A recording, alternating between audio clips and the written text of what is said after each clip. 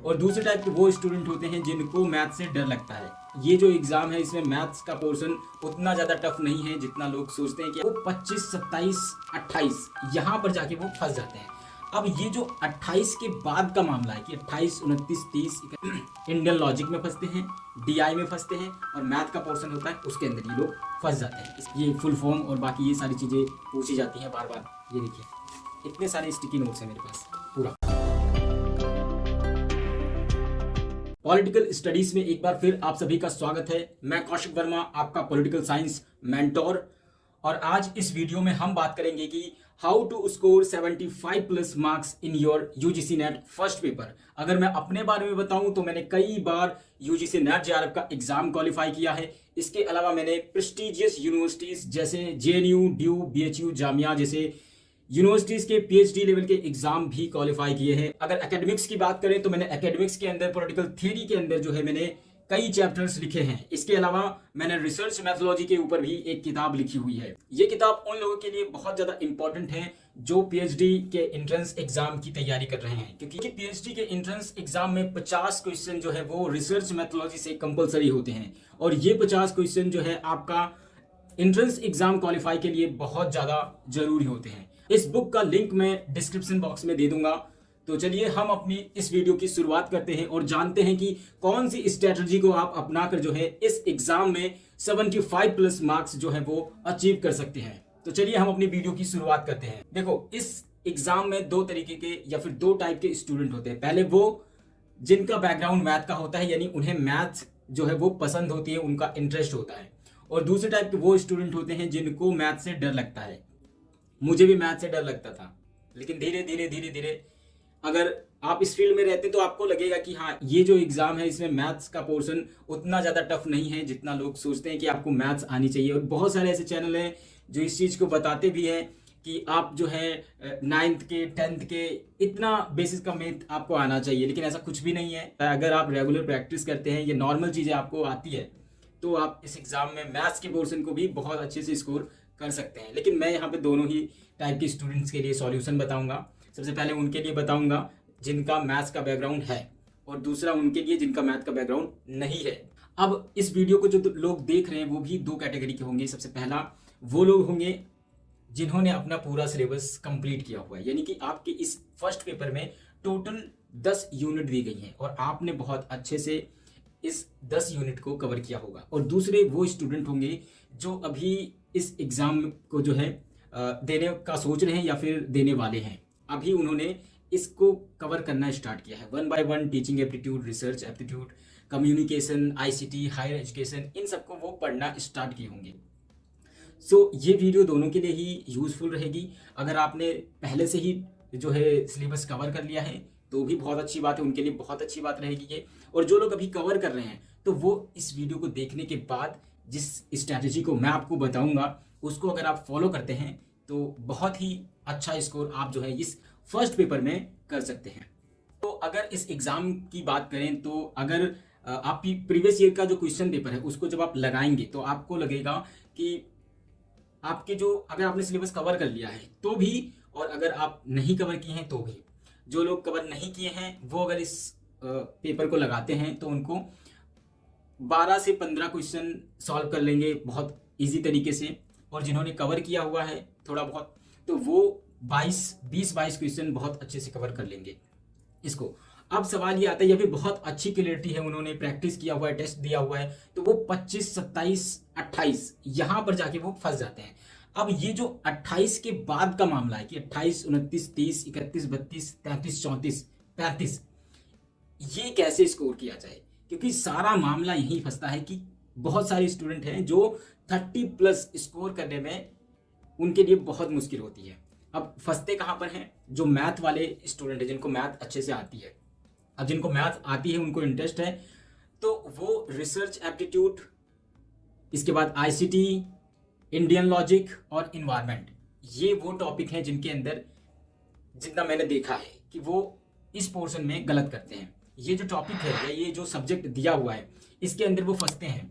और वही जिनका मैथ बैकग्राउंड नहीं है वो इन चैप्टर्स में बहुत अच्छा स्कोर करते हैं। और फंसते कहाँ पर हैं? वो इंडियन लॉजिक में फंसते हैं, DI में फंसते हैं और मैथ का पोर्शन होता है उसके अंदर ये लोग फंस जाते हैं। इसके अलावा इन्वायरमेंट भी है, क्योंकि ये इस तरीके के क्वेश्चन इसके अंदर आते हैं कि अब उनका इंटरेस्ट नहीं है, उन्होंने कभी इस पे ध्यान नहीं दिया है, पढ़ा नहीं है, तो जाहिर सी बात है जब पढ़ा नहीं है आपने तो इस टाइप के जो क्वेश्चन है वो सॉल्व कर पाना बहुत मुश्किल हो जाता है।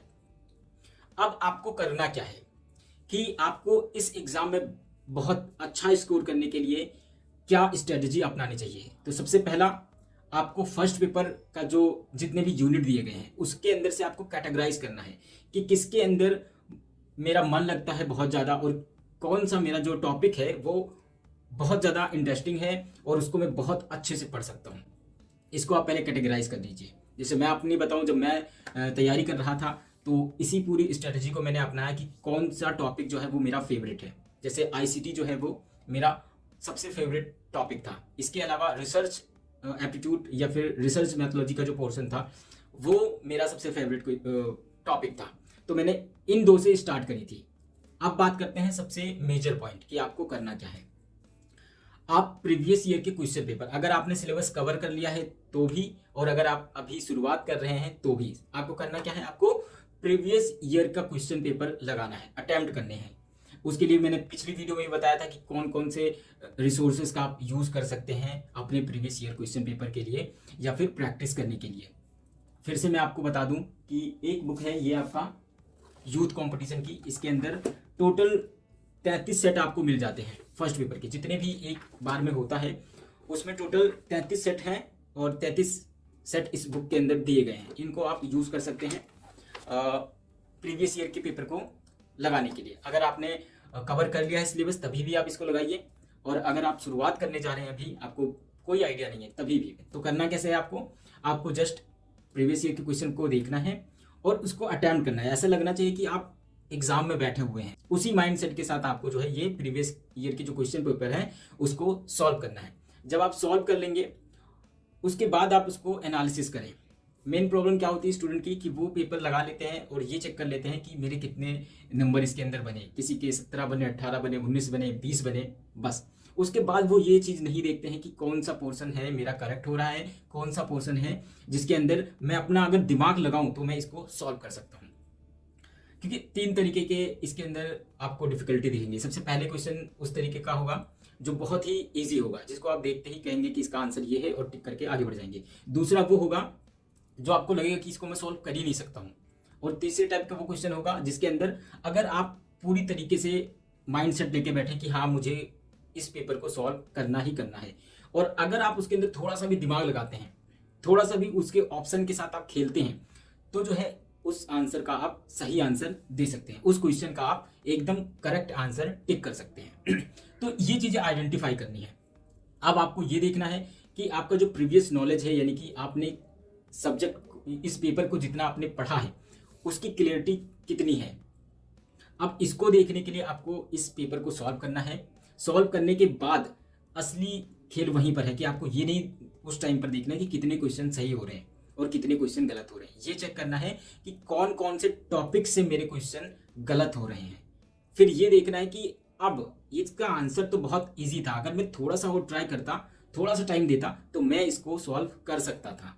जब ये आप आइडेंटिफाई कर लेंगे कि हाँ कौन कौन से, और हाँ पेपर आप लीजिए एक तरफ, उस पेपर पे जिस ईयर या फिर जोन से ईयर का आप लगा रहे हैं उसकी डेट डालिए वहाँ पे। फिर आप जो है क्वेश्चंस को देखिए कि कहाँ कहाँ से मेरे क्वेश्चन जो है वो गलत हो रहे हैं। जैसे रिसर्च एप्टीट्यूड से आपका गलत हुआ तो उसके अंदर आप लिख दीजिए कि अंदर 5 क्वेश्चन आए थे और 5 क्वेश्चन में से 3 क्वेश्चन मेरे गलत हुए रिसर्च एप्टीट्यूड से। उसके बाद ICT से इतने इतने क्वेश्चन आए थे और इतने क्वेश्चन मेरे गलत हुए।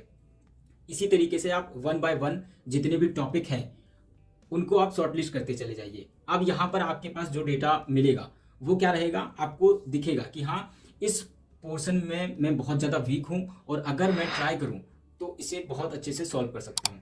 पॉइंट नोट करिए कि यहाँ पर मैं मैथ और DI की बात नहीं कर रहा हूँ। आप मैथ और DI के पोर्शन को भी छोड़ दीजिए। मैथ और DI के लिए मैं अभी आगे डिस्कस करूँगा कि आपको एक्चुअल में करना क्या है। तो सबसे पहले ये आपको करना है कि आपका जो वीक यूनिट है या फिर वीक टॉपिक्स हैं जिनको आपको कवर करना है और वहाँ से क्वेश्चन पूछे जाते हैं उनको आपको शॉर्टलिस्ट करना है 1 बाय 1। अब ये केवल एक प्रीवियस ईयर क्वेश्चन को सॉल्व करने पर ये तय नहीं होगा कि आपके ये सारे टॉपिक वीक हैं। सबसे पहले जब आप पहला प्रीवियस ईयर लगाएंगे तो उसके टॉपिक और जो आपका वीक है उन सबको आपको लिखना है। फिर आपको दूसरा सेट लगाना है, उसके अंदर भी सेम मेथड करना है। सबसे पहले आपको प्रीवियस ईयर के पेपर को सॉल्व कर देना है। सॉल्व करने के बाद फिर उसको एनालिसिस करना है। फिर ये देखना है कि किस किस टॉपिक से क्वेश्चन पूछे गए हैं और किस किस टॉपिक से जो है मैं जो है क्वेश्चन अटेम्प्ट कर रहा हूँ लेकिन वो हो नहीं पा रहा है, वो गलत जा रहा है, तो उसका नाम वहाँ पर लिखना है, उस टॉपिक का नाम आपको वहाँ पर लिखना है। फिर आपको तीसरा जो है वो सेट लगाना है, उसमें भी सेम मेथड को यूज़ करना है। चौथा लगाना है, पांचवा लगाना है। कम से कम आप 6-7 सेट जो है वो लगाइए। उसके बाद जो आपके पास डेटा मिलेगा ना, ये डेटा जो है एक्यूरेट होगा। इससे आपको मालूम चल जाएगा कि किस पोर्शन में मैं बहुत ज़्यादा वीक हूँ। इसको आप लिखिए। पहले लिखने के बाद अब आपको क्या करना है, अब जो है अपने वीक यूनिट को आइडेंटिफाई करें। अब जब आप अटेम्प्ट कर रहे होंगे तो कुछ क्वेश्चन ऐसे भी नजर आएंगे आपको जो आपको लगेगा कि ये तो आउट ऑफ सिलेबस है, तो उसी नोट्स में आपको ये भी देखना है, ये भी आइडेंटिफाई करना है कि कौन से ऐसे ऐसे क्वेश्चन आए हैं जो आउट ऑफ सिलेबस हैं। ये जो आउट ऑफ सिलेबस के टॉपिक होंगे उस टॉपिक को आपको नोट में जो है वो लिखते जाना है। अब इससे क्या होगा कि आपके पास बहुत सारे ऐसे टॉपिक भी आ जाएंगे जो आउट ऑफ सिलेबस हैं, जिनके ऊपर क्वेश्चन पूछे गए हैं। अब आपको इसे अलग से जो है वो पढ़ना है। और तीसरी बात ये कि जब आप अटेम्प्ट कर रहे होंगे तो तीसरा आपके सामने क्या आएगा, इसके अंदर फ्रिक्वेंटली आस्क्ड क्वेश्चंस भी देखने को मिलेंगे या टॉपिक देखने को मिलेगा कि ऐसे टॉपिक आएंगे जो आपको दिखेगा कि ये बार बार रिपीट हो रहे हैं, बार बार इससे क्वेश्चंस पूछे ही जा रहे हैं। उसको भी आपको लिखना है, उस टॉपिक का नाम आपको लिख देना है। ये टॉपिक के अंदर जिस सब टॉपिक के बारे में बात की जा रही है, बार बार रिपीट किया जा रहा है, उस टॉपिक को आपको लिखते चले जाना है। अब प्रीवियस ईयर क्वेश्चन पेपर को अटेम्प्ट करने से ये 3 चीजें आपके सामने आएंगी। सबसे पहला क्या आएगा आपके पास वो वीक यूनिट और वो वीक टॉपिक्स आएंगे जिसको आपको कवर करना है। और दूसरा क्या आएगा, दूसरा आउट ऑफ सिलेबस के जो टॉपिक्स हैं वो आपको समझ में आएगा कि कौन कौन से टॉपिक हैं जिससे क्वेश्चंस पूछे गए हैं। और ये हमारे यूजीसी नेट ये जो फर्स्ट पेपर है इसके अंदर कोई यूनिट नहीं दी गई है, या फिर यूनिट दी गई है लेकिन मैंने उसको कभी भी पढ़ा नहीं है, ना कि इस किताब में कहीं है। तो ऐसे टॉपिक्स को आप लिखते चले जाइए और इसको आप गूगल करके आपको इसको पढ़ना है। आपको यूट्यूब का सहारा लेना है, गूगल देखना है, विकिपीडिया देखना है, वहां से आपको इसके नोट्स जो है वो बनाने हैं। तीसरा आपको क्या कि कहाँ से बार बार क्वेश्चन रिपीट हो रहे हैं, कौन से टॉपिक से जो है वो एनटीए बार बार क्वेश्चंस को आपके सामने रख रहा है, उस क्वेश्चन को भी आपको वहां पे लिखना है। ये नहीं देखना है कि उसको मैं सोल्व कर पा रहा हूँ या नहीं, बार बार अगर रिपीट हो रहा है तो उस टॉपिक को आपको लिख लेना है कि यहाँ से क्वेश्चन बनना ही बनना है और इस टॉपिक को मुझे बहुत अच्छे से कवर करना है। तो ये 3 चीजें आपको करनी है सबसे पहली बात। अब ये जो आपने क्वेश्चंस को एनालिसिस किया और उसके बाद जो टॉपिक्स आपने लिखे, जो नोट्स आपने बनाया, अब इसको ऑप्टिमाइज कैसे करना है, इसके ऊपर काम कैसे करना है आपको। अब इसके लिए क्या करना है आपको, एक तो यूट्यूब, विकिपीडिया, गूगल और जो भी आपको इंपॉर्टेंट बुक लगे जहां से इस टॉपिक को कवर किया जा सकता है उसको आपको बहुत अच्छे से कवर करना है। अब ये नहीं है कि आप बार बार इसको कवर करने बैठ जाइए, नहीं। अब यहाँ पर आपको एक चीज ध्यान रखना है, आपको स्टिकी नोट्स बनाने हैं। स्टिकी नोट्स मतलब कैसे, मैं आपको दिखाता हूँ। आपको इस टाइप के नोट्स बनाने हैं। ये देखो, जैसे ये टीचिंग एप्टीट्यूड का है, इसके अंदर जितने इंपॉर्टेंट क्वेश्चंस रहे हैं, जब मैं उसको पढ़ रहा था, उसको एनालिसिस कर रहा था, तो मुझे जहां जहां से दिखा कि ये इंपॉर्टेंट है और इसको मैं बार बार इनकरेक्ट कर रहा हूँ, बार बार मेरे से गलती हो जाती, तो मैंने क्या किया, उसको अलग सोर्स से यूज किया और वहां से मैंने इस टाइप के स्टिकी नोट्स मैंने बनाए, अलग अलग टॉपिक के अलग अलग उससे। जैसे हाई इसके अंदर देखिए आप, ये देखिए कुछ चीज़ें हैं जो गलत हो जा रही थी मेरे से, तो उसको मैंने इस टाइप का एक ही पेज में मैंने उन सारे टॉपिक्स को लिख लिया। अब जैसे टीचिंग एप्टीट्यूड है तो टीचिंग एप्टीट्यूड का इसी एक छोटे से पेपर पे मैंने जितना गलत हो रहा था या जो इम्पोर्टेंट टॉपिक था उसको सब कुछ मैंने लिख दिया। इसके अलावा ये देखिए, इसको ऐसे किया मैंने। कम्युनिकेशन की बात करें तो कम्युनिकेशन पे ये क्वेश्चंस बार बार रिपीट हो रहा था, तो इसको मैंने सब कुछ यहाँ पे लिख दिया। और इसको आप 2 बार 3 बार 4 बार जैसे आप इसको पढ़ते जाएंगे आपके दिमाग में ये चीज बैठ जाएगा। ये देखो, आईसीटी के अंदर ये बार बार रिपीट हुए हैं ये सारी चीजें, तो इसको मैंने एज इट इज लिख दिया। ये फुल फॉर्म और बाकी ये सारी चीजें पूछी जाती हैं बार बार। ये देखो,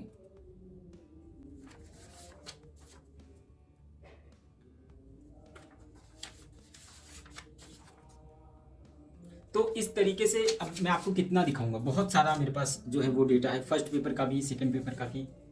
ये देखिए इतने सारे स्टिकी नोट्स हैं मेरे पास पूरा ऐसे। तो ये काम आपको करना है, आपको भी करना है। अब ये क्या होता है, मैं स्टिकी नोट्स क्यों आपको बता रहा हूँ, क्योंकि अगर आप कॉपी या बुक में आप लिख देते हैं उसको, तो आपके पास हमेशा वो अवेलेबल नहीं होता है, और जो चीज़ें बंद होती है ना, वो कहीं ना कहीं आपके दिमाग में ये चीज़ पहुंचा देता है कि अब कौन जाए खोले उसको, पलटे कहाँ पर है क्या नहीं है। अब ये क्या है कि आपके पास स्टिकी नोट्स है और आपको हर यूनिट के लिए अलग अलग सेट बना देने हैं कि हाँ भाई ये आईसीटी का है, इसको जस्ट मैंने उठाया और आईसीटी का जितना था वो मैंने फटाफट रिवीजन कर लिया। ये कम्युनिकेशन का है, इसको जस्ट मैंने उठाया और फटाफट रिवीजन किया और उसको रख दिया। तो स्टिकी नोट्स हमेशा हमारे पास हमें सामने दिखाई देता है और उसको हम क्विकली रिवीजन कर लेते हैं। अब ये स्टिकी नोट्स जो है वो तीनों कैटेगरी के लिए ही आपको बनाने हैं। पहला, जितने भी आपके वीक यूनिट हैं उनके लिए आपको प्रिपेयर करना है। दूसरा, उन टॉपिक्स को रिसर्च करना है, उन टॉपिक के ऊपर जो आउट ऑफ सिलेबस के हैं, उन टॉपिक को रिसर्च करने के बाद उसको अलग अलग सोर्स से आपको पढ़ना है और वहाँ से उसके जितने इंपॉर्टेंट फैक्ट हैं या इंपॉर्टेंट क्वेश्चन हैं या भविष्य में आपको लगता है कि पूछे जा सकते हैं, उसको नोट करके लिखना है। और तीसरा, जो बार बार क्वेश्चन रिपीट हो रहे हैं या फ्रिक्वेंटली पूछे गए हैं, उस टॉपिक को भी आपको ऐसे ही नोट्स बनाने हैं और इनको आपको हमेशा पढ़ते रहना है। या फिर आप जैसे ही फर्स्ट पेपर को आप पढ़ने बैठते हैं तो सबसे पहले आप ये देखिए कि आधा घंटा 1 घंटा मुझे इससे गो थ्रू होना ही होना है। जैसे आप बैठने जाते हैं, क्योंकि आपका रूटीन होता है, आपका टाइम टेबल होता है कि इस टाइम पे मुझे फर्स्ट पेपर को पढ़ना है, इस टाइम को मुझे जो है सेकंड पेपर को देना है। तो जैसे आप फर्स्ट पेपर पढ़ने बैठे तो सबसे पहला काम ही आपका यही होना चाहिए कि जो मैंने स्टिकी नोट्स बनाए हैं उनको मुझे रिवीजन करना है, उसके बाद ही मुझे कुछ पढ़ना है। और ये डेली करना है आपको।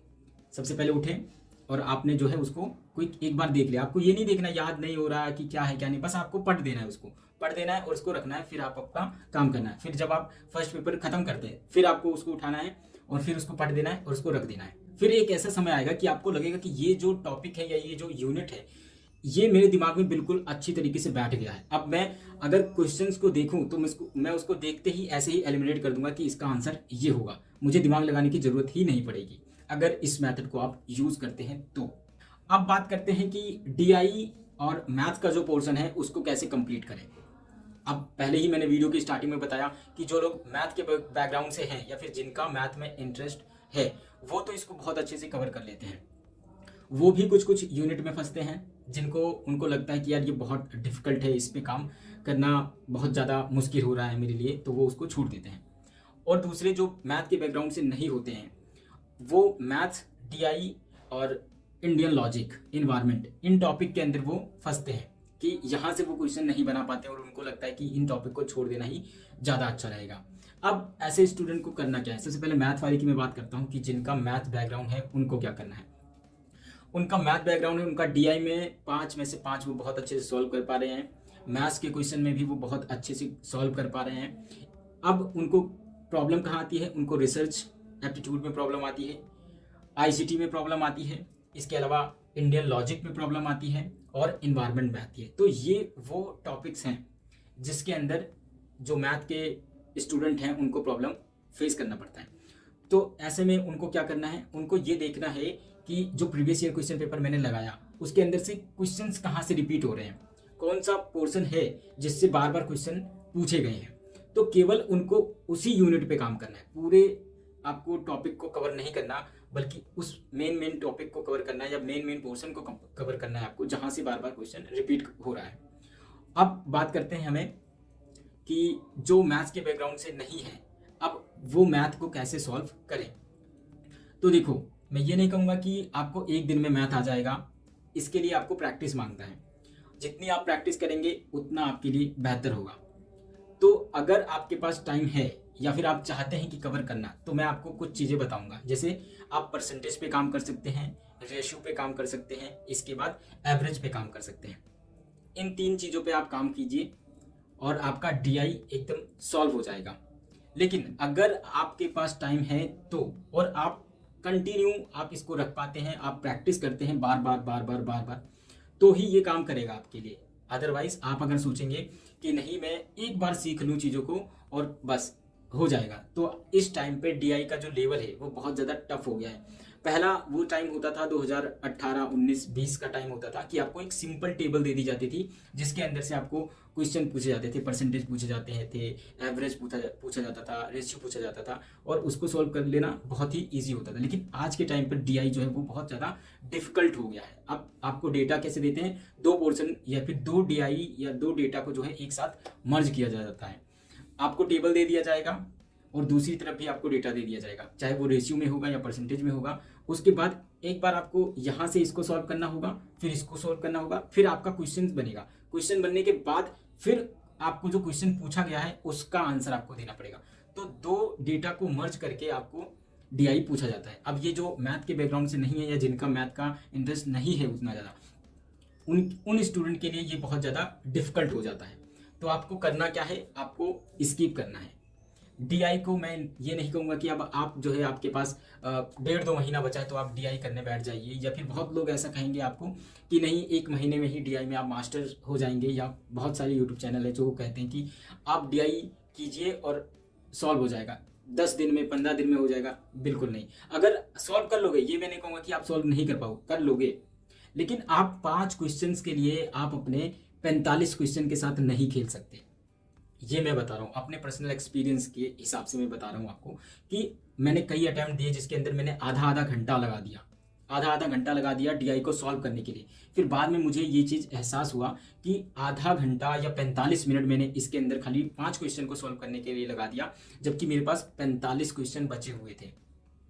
तो आप ये रिस्क नहीं ले सकते। आप ये काम कर सकते हैं कि डीआई को आप छोड़ दीजिए, सबसे बाद में, सबसे लास्ट में आपको करना है जब आप ये 45 क्वेश्चन अटेम्प्ट कर लेते हैं बहुत अच्छे से।